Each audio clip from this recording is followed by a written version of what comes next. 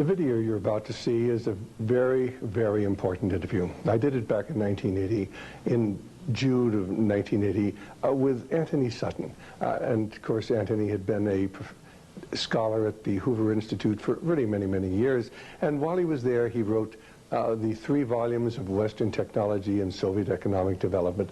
He wrote his book, National Suicide, and these books went into the background of the funding of the Soviet Union from its inception, and of course his book, National Suicide, went into the fact that America was financing the Soviet Union all during the Vietnam War, while the Soviet Union was financing the North Vietnamese who were killing our boys in South Vietnam. In fact, everything was done to prevent Professor Sutton from either publishing the 3rd volume of Western Technology or his book National Suicide. Tremendous pressure was brought to bear on his publisher so that National Suicide could not be brought out, so the American people were not to know that during the Vietnam War we were financing indirectly the North Vietnamese. Well, let me just show you a few of the books that Professor Sutton has written, and these would include, of course, the Western Technology and Soviet Economic Development, Wall Street and the Bolshevik Revolution, Wall Street and FDR, Wall Street and the Rise of Hitler, and of course National Suicide. He's probably written at least 10 other books, including the Federal Reserve Conspiracy, the Trilateralists over Washington, volumes 1 and 2. He's written extensively on the Skull and Bone Society, on gold, on diamonds. Certainly Antony Sutton is one of the finest writers that we have within the conservative movement today. And for the last 20 years, he hasn't been doing interviews. I've contacted him a number of times, asked him to do radio interviews with me, but he is unavailable. I think that you're going to find that this interview will explain to you who it was who financed Adolf Hitler and gave him the capability of waging war against the West, who it was who financed the Bolshevik movement after it was established in 1917 and kept it going until the Berlin Wall came down in 1989. You're going to learn about the Trilateral Commission. You're going to learn about who controls the media in the United States. Indeed, who is the invisible government and what the ultimate goal of that invisible government is, and why that invisible government financed Adolf Hitler and finances communism and has financed communism since its inception. And now to Antony Sutton. Dr. Sutton, you wrote 3 series of books while you were a research fellow at the Hoover Institute. Can you give me basically the background of the content of these series? Yes, the series I wrote at the Hoover Institution at Stanford University concerned the transfers of Western technology to the Soviet Union, and essentially it comprised 3 individual books. Each book covers a period of time since 1917. And then you wrote a second series of books on Wall Street. Yes, these were trade books. In other words, they're not academic books. They're written for the general public. They concerned the build-up of the 3 types of socialism: Bolshevik socialism in Russia, what we might call welfare socialism in the United States, and Hitlerian or National Socialism. And each book examines the financing and the contributions made by Wall Street, by international bankers, to the development of that specific form of socialism. Now, in your research and analysis, and your efforts to bring out the facts about what was going on in our society, did you encounter any effort to discourage you, to prevent you from bringing out the background of America's involvement in the financing of international communism? Yes, very definitely. For example, when I was at the Hoover Institution, in 1972, I went to Miami Beach to give some testimony before the Republican National Committee. And although a congressman had hand-delivered to the wire services this testimony, which was later printed, the wire services refused to transmit it to the newspapers. Then when I got back to the Hoover Institution in California, I was called into the office of the director, and I was told in no uncertain terms not to make any more speeches like that, and that this information should not be made public. This was the information that we were giving the Soviet Union the technology to develop its war potential? Oh yes. At that time, we were in Vietnam, and as you know, the Soviets were supplying the North Vietnamese. This was 1972. 1972, yes. And for example, I knew that the Gorky plant, which was built by the Ford Motor Company, the Gorky plant in Russia produces the Gaz series of vehicles. The Gaz vehicles had been seen on the Ho Chi Minh Trail. We were supplying equipment to the Gorky plant in the middle of the Vietnamese War, and these trucks were being used to carry ammunition supplies, which were killing Americans. Now, I thought this was morally wrong, and I said so at Miami Beach and at the Hoover Institution. And it was this type of information that was suppressed. And so what eventually happened as far as your activities at the Hoover Institution were concerned? Well, I didn't pay much heed to the warnings. I published a book called National Suicide in the following year, which summarized our assistance to the Soviets, our military assistance to the Soviets. And when that book came out, again, there was great pressure to stop the book. There was pressure on both the publishers and me personally. And I felt I couldn't take this, and a few years later, I just left the Hoover Institution, and since 1975, I've been an independent author without any ties whatsoever. Let's go a little bit into the background of the financing of the German war machine that we fought in the period 1941 to 1945. Could we start, first of all, with the original financing of Hitler between 1922 and 1923, when he was first making his effort to come into prominence in Germany? The original financing of Hitler, that's in the years 1922, came only partly from Germany. One of the most prominent Americans concerned with financing Hitler was Henry Ford. In fact, Henry Ford received a medal in 1938 for his assistance to the early Nazi Party. Then, of course, Hitler had his attempted push in 1923. He went to jail, and then we begin another era in the rise of Hitler. Right, and of course he eventually came to power in 1933 by the electoral process. What about the financing of Hitler's electoral activities in 1933? This I can trace. I have traced it very exactly. I discovered amongst the Nuremberg records a series of bank transfer slips to the Delbrück-Schickler Bank in Berlin to an account which was under the control of Rudolf Hess. And this was the fund that was used to finance Hitler's access to power in March 1973. And amongst the corporations that transferred money to Hitler, I find not only R.G. Farben, which is quite widely known, but also German General Electric, AEG, which is under the control of General Electric in the United States, or was at that time, and companies like Osram and... Now, what was the tie-in between Osram and General Electric? The tie-in was a share tie-in. International General Electric in the United States had controlling interest in German General Electric, and also through share interlocks, a controlling interest in Osram in Germany. So then we have Ford and we have General Electric helping to finance Adolf Hitler's rise to power. Were any other large American corporations involved? Very definitely. Standard Oil, through its technical association with I.G. Farben, for example, Germany could not have gone to war in 1939 without tetraethyl. You need tetraethyl to raise the octane value of aviation gasoline. Germany had no means of doing that. This was developed in the ethyl laboratories in the United States and transferred to the Germans. Standard Oil came up with the hydrogenation idea, which was very essential for Germany in the 1930s, because to raise the quality of its gasoline for aviation purposes. This was transferred to the Nazis.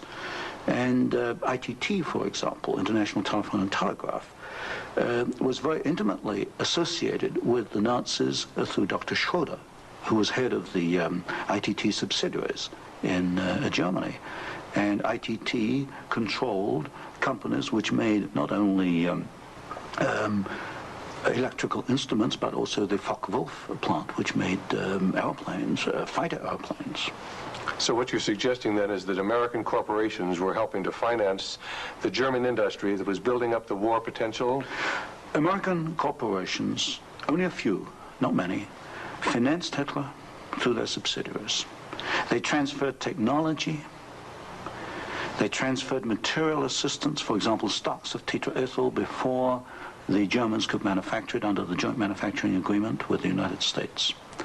And also they financed this. For example, Standard Oil financed in 1933 the development of the gasoline industry in Germany, which was needed to fight World War II. And that's a very interesting point. Could you go a little bit into the background of where Germany got its oil to fight the Second World War? Because certainly Germany doesn't have oil resources. Germany does not have oil resources, that's true. It used in World War II synthetic oil, which it got from coal. And the basic technical processes for the development of oil from coal came from the United States, from essentially from the Standard Oil laboratories, which had this technical assistance agreement with I.G. Farben. And of course I.G. Farben contributed something like 60% of the explosives needed by the German Wehrmacht, probably about 40-50% of the gasoline needed by the Wehrmacht and by the German Air Force, the Luftwaffe. And was there a definite interlock between I.G. Farben and Standard Oil?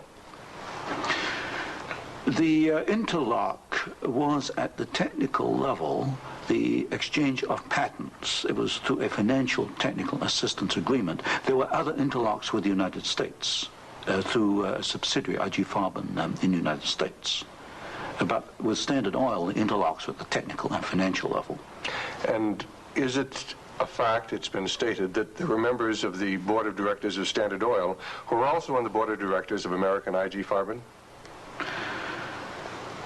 Yes, Walter Teagle is one name that comes to mind, and there were several directors. Was there an interlock with Ford between I.G. Farben and American I.G. Farben and the Ford Motor Company? Not that I can recall, not offhand. Not offhand. So basically what we're seeing then is American industry helping to provide the technology, helping to provide the finance, helping to provide the material that is going to allow Hitler to create his war machine. Yes, that is correct. That is correct. Now, in your book, Wall Street and the Rise of Hitler, you talked about the bombing patterns during the Second World War, and the fact that it was amazing that there were certain factories that were not bombed, whereas the majority of the German factories were decimated, German-owned factories. There were certain factories that tied into this interlock we've already alluded to, that for some strange reason seemed to escape the devastation of our saturation bombing. In World War II, the German electrical industry was or should have been a prime target for Western bombing. But in practice, the German General Electric plants were not bombed. Of the 10 major plants, not one was bombed, and a half a dozen others had trifling damage, broken windows, that kind of thing. So what we have here is a very interesting case of an industry which should have been bombed in World War II, but was not bombed, and yet we have American ownership, which raises a certain amount of suspicion as to why it was not bombed. But as far as the German-owned electrical companies, did they undergo a rather heavy bombing? I took a look at that. The Siemens plant, for example, they were bombed. There's no question. But the industry was not targeted as a general target. So Siemens, for example, was not bombed as heavily as, say, tank plants or aviation plants, that kind of thing. You mentioned the Ford plant in Cologne. Was this a prime military target? The Ford plant in Cologne should have been a prime military target. For example, the British Air Force, the Royal Air Force, did bomb the Ford plant at Poissy in France. But the Ford plant in Cologne, which was by far the largest Ford plant in Germany, was not bombed in World War II. But did our military planners intend to bomb it? In other words, was it on the aiming report? Well, I did look at the aiming reports for the plants in Cologne. Ford was known about.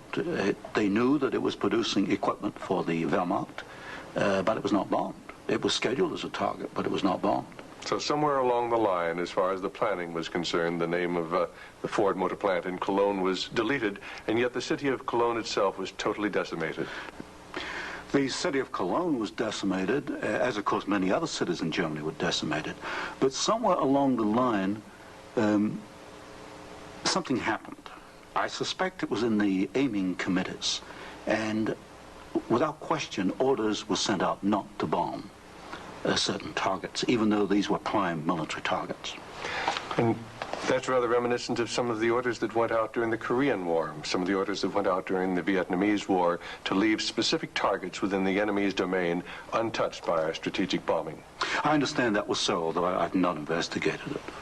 Now, in your book, Wall Street and the Rise of Hitler, there was one very interesting section about a special fund that Heinrich Himmler had, and the funneling of money from German corporations into this fund, even up into the years 1943 and 1944. And many of these corporations had strong ties into the American corporations, into the American parent corporations.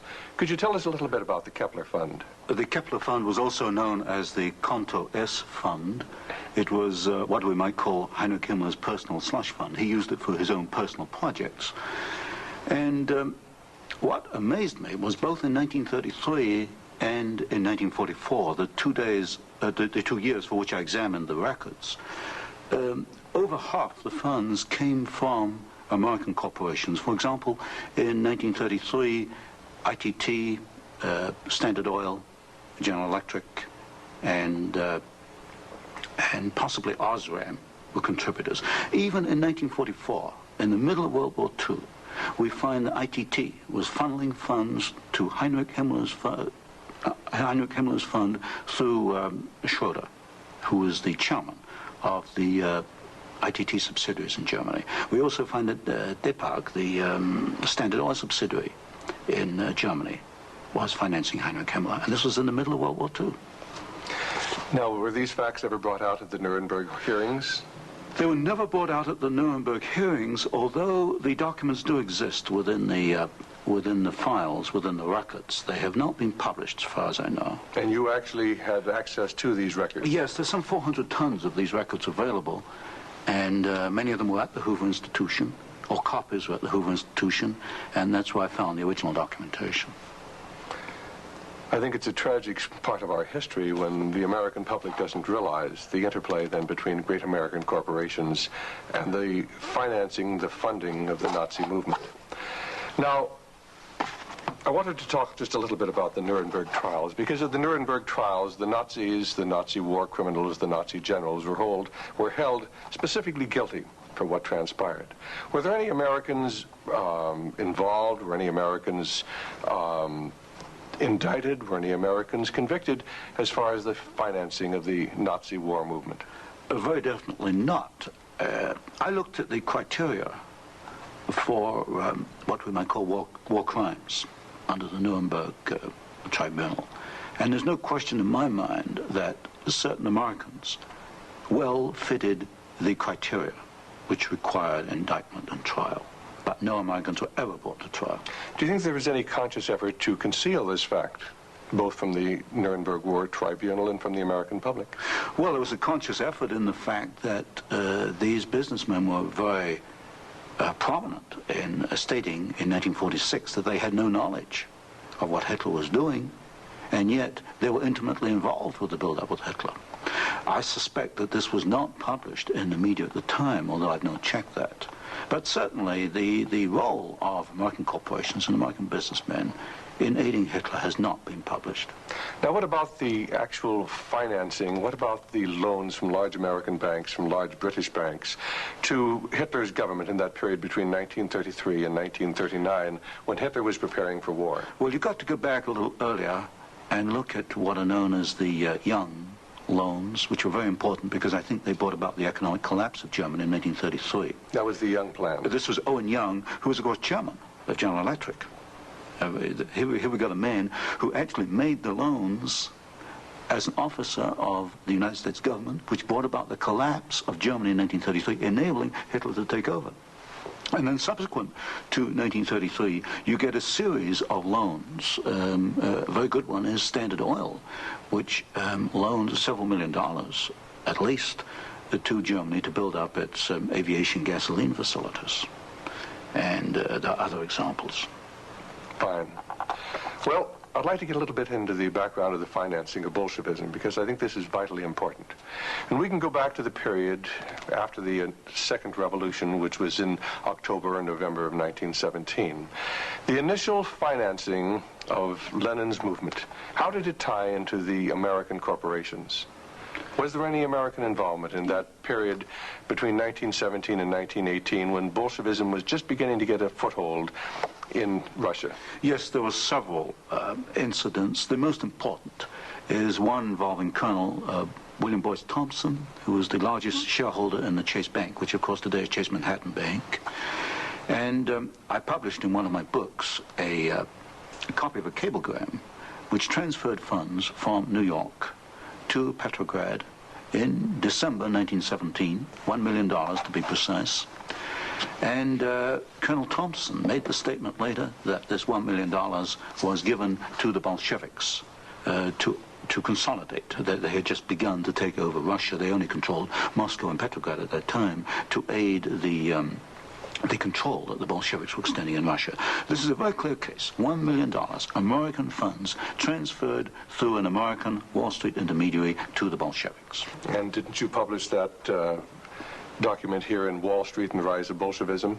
I published two statements. One is a copy of the cablegram, and the other is a copy of the news clip of the statement made by Colonel Thompson at that time that he had made this contribution. Now, why would an American capitalist, an American financier, help to aid Bolshevism? The only answer, and of course this puzzled me for years, you know, why? Because we understand there to be an opposition. And the only answer I can come to is one of captive markets. The United States did not want another United States in the world. And of course, if you look at the world map, Russia is 2 or 3 times larger than the United States. Imagine this as another United States, as another competitor to the United States. What the United States wanted, or Wall Street wanted, was a captive market. And of course, socialism is a captive market because my earlier studies at Stanford University have brought out the fact that a socialist system cannot innovate. It's got to import innovation and technology from the West. And so I think the aim behind this was to encourage the development of Marxism and other types of socialism, because this would give these Wall Street bankers control of a world market, a captive market. At the end of the First World War, Russia was devastated by famine, and America sent a relief mission. It was the Hoover mission. Do you know any of the facts surrounding the activities of the Hoover Commission? Well, there's no question that in 1922, 1923, Russia was finished. Industrial output was perhaps 8 or 10% of 1913 figures, and people were starving by the hundreds of thousands. And the Hoover mission was organized, of course, to send aid to Russia. But most of the aid went to the Bolsheviks, who controlled really quite a small part of Russia at that time. Only a very small part of the aid went to the White Russians or to the Far East. And then after 1922, 1923, Lenin instituted something known as the New Economic Policy, or this series of 5-year plans. Can you tell us about the 5-year plans and the part that the major American corporations, major world corporations, played in building up the Soviet Union? Well, there are two separate phases here. The new economic policy was started in 1923 by Lenin, and I found, and I published this in my first book from Stanford, that every single Russian industry was rebuilt or restarted by foreign corporations, mostly German, British, French, and American. By 1928, Russia was back to approximately its 1913 industrial output. And at that point, she began to think of these grandiose 5-year plans. And in 1928, Gosplan, which is the Russian government planning commission, actually designed an initial 5-year plan, but this was thrown out. It was inadequate, and American corporations were brought into Russia. And the first 5-year plan and the second 5-year plan were actually designed in the United States by American corporations. And what were these corporations? Which ones specifically were involved? The design of the first 5-year plan was by a corporation probably not known to most Americans, Albert Kahn. But Albert Kahn was the foremost industrial architect in the United States. And Albert Kahn laid out the basics of the first 5-year plan for the Soviets. And then we find, again, the same corporations involved with the construction of the plants, International General Electric, most certainly, DuPont, Ford Motor, Hercules Motor, Curtiss-Wright in aircraft engines, and even some corporations which today we've forgotten about, like Vultee and Chance Vought. These were aircraft manufacturers at that time. And so American corporations came in and they built the first 5-year plan. But what was important, the Soviets then copied these plans, and this accounts for the tremendous Russian output. They took this initial equipment and they multiplied it, they copied it by the 100. Now, how about Ford Motor Company? Did they play a part in the building up of the Soviet potential? Very definitely. Ford Motor Company built the Gorky plant, and the Gorky plant produces the GAZ series of vehicles, that's GAZ, and these are trucks, and there's some automobiles. And right from the early 1930s, you find that the GAZ plant has had military potential, and Ford knew that when it went in and built the Gorky plant. And we know it because I found statements to this effect within the State Department files. Sometimes we hear the name Averell Harriman. Did he play a part in building up the Soviet technology? Very definitely. In fact, Averell Harriman came out of the Soviet Union financially at a profit. He took over the Georgian manganese concession in the early 1920s. Got this back on his feet for the Soviets, and manganese became a prime export for the Soviets, and so they were able to sell this abroad, get foreign exchange, which financed their industrialization. And then they bought out Harriman about 1929, and Averell Harriman received as compensation $1 million more than he put in the first place.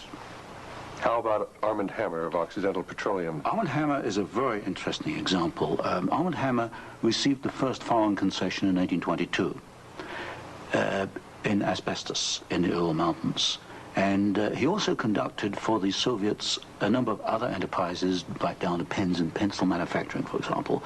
But Armand Hammer is interesting because his father, although Armand Hammer today is chairman of Occidental Petroleum Corporation, his father was Julius Hammer, who in 1919 was Secretary General of the Communist Party USA, which emphasizes the argument I made throughout my books, that at the top level, there's no difference between your top communists and your top capitalists. They interlink. You've got Armand Hammer, chairman of Occidental Petroleum. His father was secretary of the Communist Party USA in 1919. So it's basically a power grab. It's a power grab, an international power grab. Now, during the Second World War, why, Russia was pretty well decimated once again by the German forces. What part did the American Lend-Lease program play in building up Russia's industrial capacity after the Second World War? Well, Lend-Lease built up Russia's capacity, modernized it, and expanded it during World War II. And there was some continuation all the way through perhaps to 1948, 1949. There was a program after Lend-Lease, which was supposed to be restricted to foodstuffs and industrial materials, but in effect, I checked the records in the warehouses in Sutton, Maryland, I find that even after World War II, and this was against the intent of Congress, I suspect, there was a massive transfer of the latest industrial equipment to the Soviet Union under the so-called Lend-Lease program. Now, in 1948, there was a fascinating book came out by Major Racy Jordan, in which he talked about American aid to the communists as far as their ability to build nuclear weapons. Did you ever have an opportunity of verifying the facts that we had given them the heavy water, we'd given them the wherewithal to build their atomic weapons?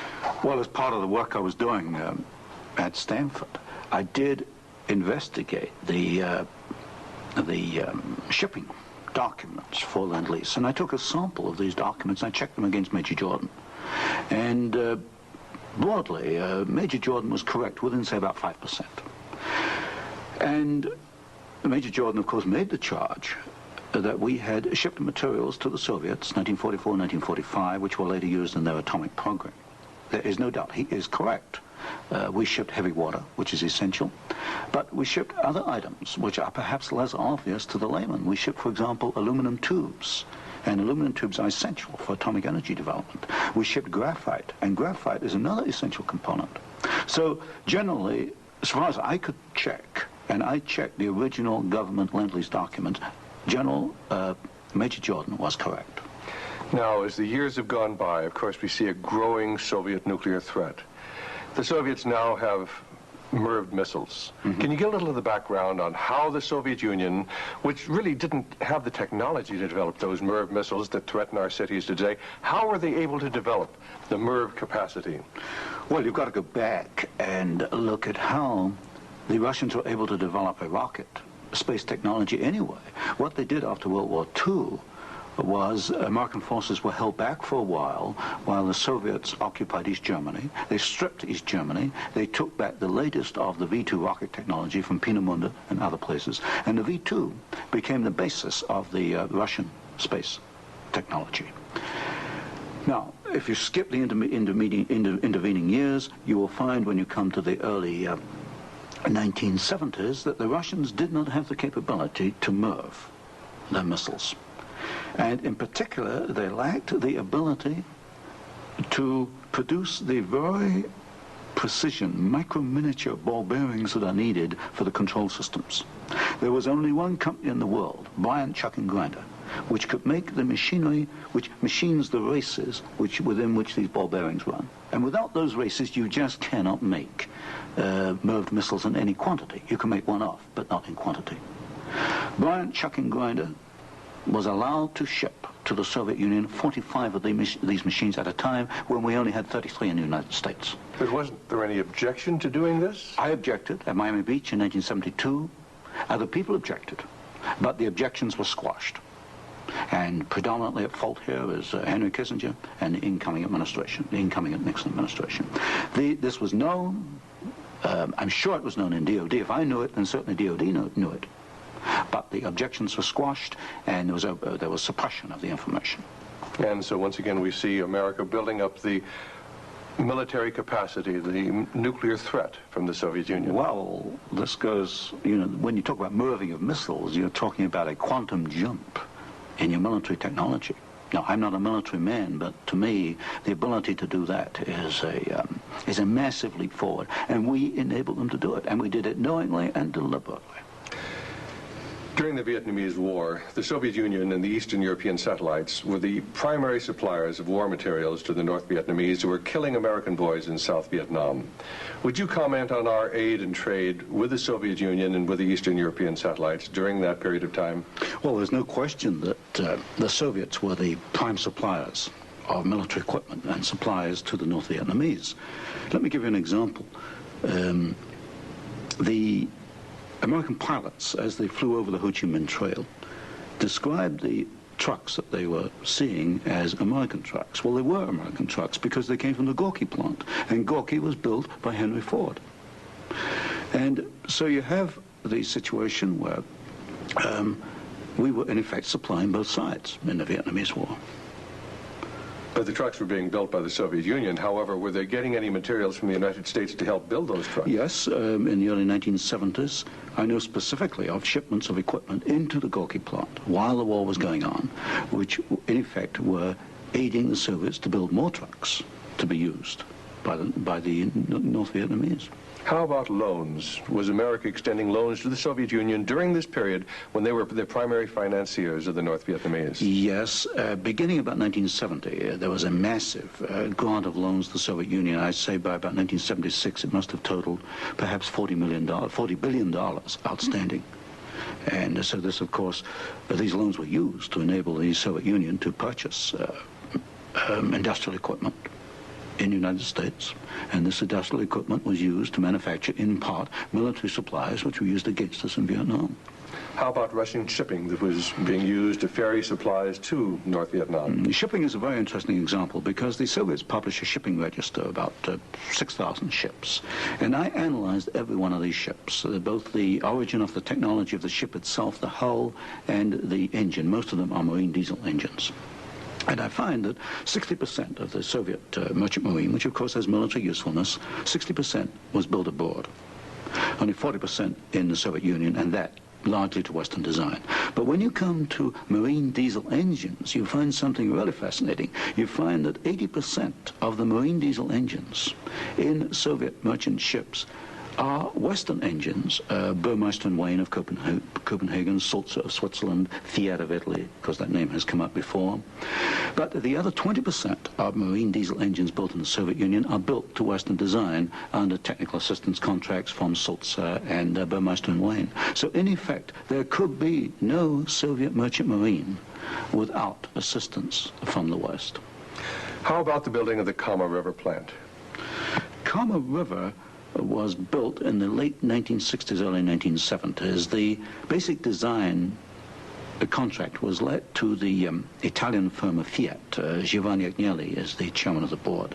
And this is important because Agnelli is tied in with Chase Manhattan Bank. He's on the International Advisory Committee of Chase Manhattan. What caught my attention was that Fiat does not manufacture automobile manufacturing equipment. All the Fiat plants in Italy contain American equipment. And what I found was that the equipment was coming, perhaps about 60-70% of it, from the United States, from major automobile equipment suppliers in the United States. I think it was known as the Fiat plant as a cover to perhaps divert attention from the fact that during the Vietnamese War, we were building the largest plant in the world. It covers 36 square miles. We were building for the Soviets, with American equipment, the largest plant in the world. And so it was called the Italian Fiat plant, and I think this was a blind. And so they were building their trucks and armored personnel carriers and other things that could be used then for warfare in South Vietnam? We knew that the Kama plant had military potential. In 1972, I wrote it in National Suicide. I said as much in Miami Beach in 1972. This plant has military potential. It can produce military vehicles. We knew it. And of course today in Afghanistan, we find that the Kama vehicles that are there in Afghanistan today from the Kama plant built by American and Italian companies. And it was after you brought out this information that efforts were made to suppress your book, National Suicide, Yes. and your other studies? Yes, because I was bringing out the fact that the Kama River plant had military potential, that we were moving the missiles with the Bryant chucking grinder equipment, and of course other facts along these lines. And what sort of pressure was brought to bear upon you? What sort of pressure was brought to bear upon the publisher of your book, National Suicide? There was pressure on the publisher to prevent publication, to stop publication. He refused to do so. There's pressure brought upon me first to withdraw the book, and then a rather deceitful sort of pressure. It was claimed at the Hoover Institution that I had plagiarized Volume 3 of my Western Technology series, which was being published by Stanford University. Well, firstly, I challenged them to point out the plagiarization, and nobody could find even two sentences that matched up. But then I pointed out that I cannot plagiarize my own work. I hold the copyright on both books, and nowhere in the world can I plagiarize myself. That's a logical impossibility. And then gradually it built up over the following years that my research was perhaps going a little out of what was perhaps required or welcome would be a better word, and it should be confined within more narrow boundaries. And at that point in 1975 I left the Hoover Institution, and since then I've become an independent author, and I can publish what I want to publish. Do you know of any other instances where efforts were made to suppress publication of books through the Hoover Institute? I know one example, one I was personally aware of, and that was Julius Epstein's book on Operation Keelhaul, which is a very important book on the treatment of Russian prisoners of war in Germany after World War II. This book was in manuscript for several years, and he was not allowed to publish it. I heard that firsthand from Julius. Right, and eventually it was, of course, brought out. It was at a later point. Now, another example I can give is my own Western Technology series. The third volume of that was held in galleys for 1 year. Now, it costs a lot of money to hold a book in galleys, because when a book is in galleys, you want to get it out on the market to start recouping your investment. That book was held in galleys for 1 year because it was not politically wise or acceptable to publish it at that time, even though it was an academic book. Now, you've done some fascinating studies on the Trilateral Commission. Can you tell us about the Trilateral Commission? The Trilateral Commission is a private organization founded by David Rockefeller in 1973. It was essentially financed by Rockefeller and some of the foundations, Kettering Foundation, Danforth Foundation, Ford Foundation. Ford Foundation was a very major contributor. And The stated objective is to encourage discussion amongst what they call the trilateral regions. I should point out that of the 300 members, 1/3 come from the United States, 1/3 from Japan, and 1/3 from Europe. But in effect, I find that the actions of the Trilateral Commission are very much self-interested on the part of the international banking community in New York. Now, as far as the Trilateral Commission's influence on the American government is concerned, it's been said that there is a very excessive representation of the Trilateral Commission in Jimmy Carter's cabinet and in Jimmy Carter's administration. Well, excessive is rather an understatement. I think there's some 200 million people in the United States. There are only 77 trilateral members who are American. Out of that 77, I counted no fewer than 18 trilateralists. That's about 1/3 of the American trilateral contingent turns up in the Carter administration. Mr. Carter himself was a trilateral, Mr. Mondale, Mr. Brown, Mr. Vance, Mr. Blumenthal, Mr. Brown, Secretary of Defense. In other words, they occupy all the senior cabinet and sub-cabinet posts. In fact, there's some key committees, intelligence and defense committees, which are only comprised of trilaterals.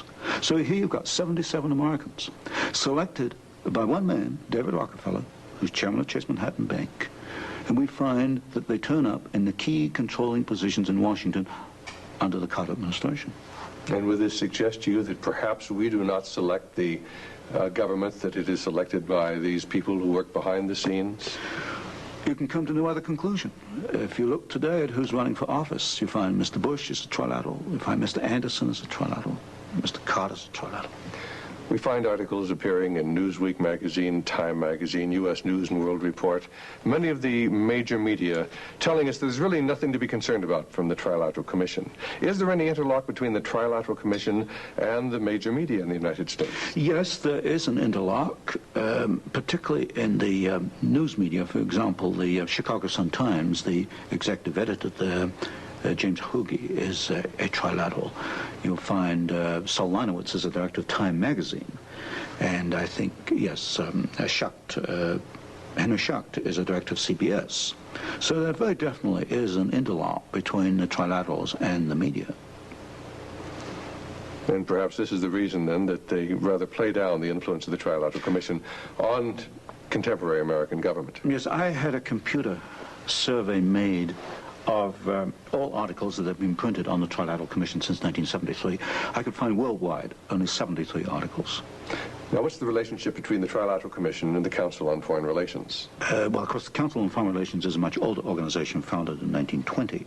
I did a study in which I compared trilaterals with or without membership in the CFR, Council on Foreign Relations. I find there's something over 50% overlap.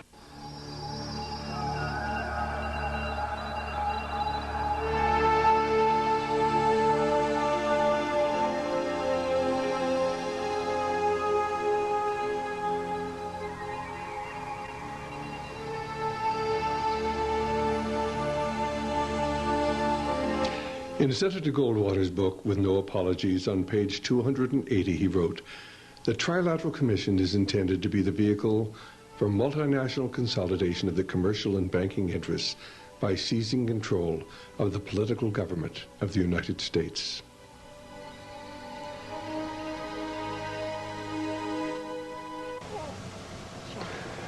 Antony Sutton lives in seclusion now, as with so many men who have documented the influence of America's invisible government on our society. He lives with a certain amount of concern for his safety, because you see, those who have documented the fact that we have an invisible government and that both political parties in America are controlled by the same identical people, those people, of course, their lives are in danger. Let me point out that since 1953, all but one Secretary of State has come from the membership list of the Council on Foreign Relations. Since 1953, all but one Undersecretary of State has come from the membership list of the Council on Foreign Relations, and all but one Director of the Central Intelligence Agency. And every head of the Federal Reserve Board has come from the membership list of the Council on Foreign Relations. Of the last 9 American presidents, 6, possibly 7, have come from the membership list of the Council on Foreign Relations, which is indeed the invisible government of the United States. Now, to understand the background of how this all came about, I'd suggest our video, The Descent into Darkness, which will document the origins of the Council on Foreign Relations, originally from the secret society that Cecil Rhodes created in 1891. And of course then the various front organizations, the Round Table, the Royal Institute for International Affairs in England and throughout the British Commonwealth, and of course in America, the Council on Foreign Relations really is a front group for the American branch of the Round Table and for the J.P. Morgan banking interest. Now, if you'd like to document what I'm telling you, a wonderful book. It was written by Professor Carroll Quigley, who was Bill Clinton's mentor when Bill Clinton attended Georgetown University back in the 1960s. In fact, Professor Quigley was a liberal college professor who had a tremendous influence on many of his students. And Bill Clinton even mentioned Professor Quigley when he accepted the Democrat nomination for the presidency back in July of 1962. And when he was accepting the Democrat nomination, he talked about when he'd been a student, he'd heard John Kennedy's call to citizenship, and then as a student at Georgetown University, he heard that summons clarified by a professor named Carroll Quigley. Now, in 1966, Professor Quigley wrote a book entitled Tragedy and Hope, A History of the World in Our Time, in which, in 1,348 pages, he outlined the entire history of modern times and the secret society which had come to dominate the American government. The book was published by Macmillan Company. In fact, it was so revealing that almost immediately the publishing house was bought up, and someone who worked for the new publisher destroyed the plates to the first half of Professor Quigley's book.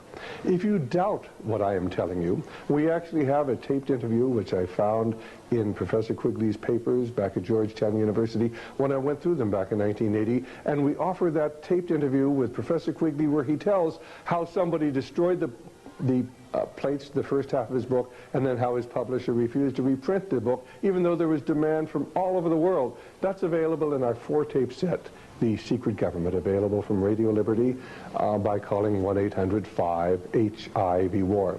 Now, of course, the Council on Foreign Relations is not the only organization working behind the scenes to change America from a free society into a corporate socialist or fascist society. There are many organizations, and that story is told in our video entitled The Brotherhood of Darkness, and the true story of the murder behind the Orient Express, and of course is contained, at least the soundtrack, in our 4-tape set, Secret Societies. Ladies and gentlemen, America is in terrible trouble. Have you ever noticed it really doesn't seem to matter whether we have the Republicans or Democrats in control of Congress or in control of the White House? The same foreign and domestic policies continue. In fact, if you read Senator Barry Goldwater's book, With No Apologies, on page 279, he will tell you that, you know, since the late 1940s, shortly after the war, there have been 4 Republican presidents and 3 Democrat presidents, and he was, of course, taking us up till 1979 when his book was written. And he said, you know, other than the first 7 years of the Eisenhower administration, it didn't matter whether the Republicans or Democrats were in control of the White House because we had the same identical foreign policy. If you read Professor Quigley's book, Tragedy and Hope, A History of the World in Our Time, on page 1247 and 1248, he will tell you that what we really need are 2 political parties that are just the same, so we can vote the scoundrels out at any time, but nothing will change. The same foreign and domestic policies will continue. In fact, Professor Quigley, on page 324 of his book, Tragedy and Hope, the one where the pages, the plates, the first half of the book were actually destroyed by someone, and the publisher refused to ever reprint the book in its entirety. Professor Quigley tells us that the central banks of the world are working to create a feudal system by which they can control the governments, and then the governments will control the people of the world. The true objective of what's going on today is the establishment of a one world government, a new world economic order, and a new world spirituality. And behind everything that is transpiring today are dark and sinister spiritual forces. For indeed, we are engaged in a spiritual battle. If you read Ephesians 6:12, you'll find this reference. For we wrestle not against flesh and blood, but against principalities, against powers, against the rulers of the darkness of this world, against spiritual wickedness in high places. Wherefore take unto you the whole armor of God, that you may be able to withstand in the evil day, and having done all, to stand. Ladies and gentlemen, the forces which control the Council on Foreign Relations and the Trilateral Commission and the Bilderbergers and the Masonic Movement and the Skull and Bones Society and the Federal Reserve Board and the central banks of the world are joined together in a continuity of evil. There are dark and sinister spiritual forces in the world today. They have financed communism since its inception. They financed Adolf Hitler. They took us into a no-win war in Korea. They took us into a no-win war in Vietnam.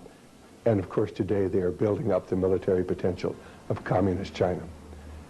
Will America survive as a free nation? Only if the people of this nation are willing to join together and become informed, become involved in the political process.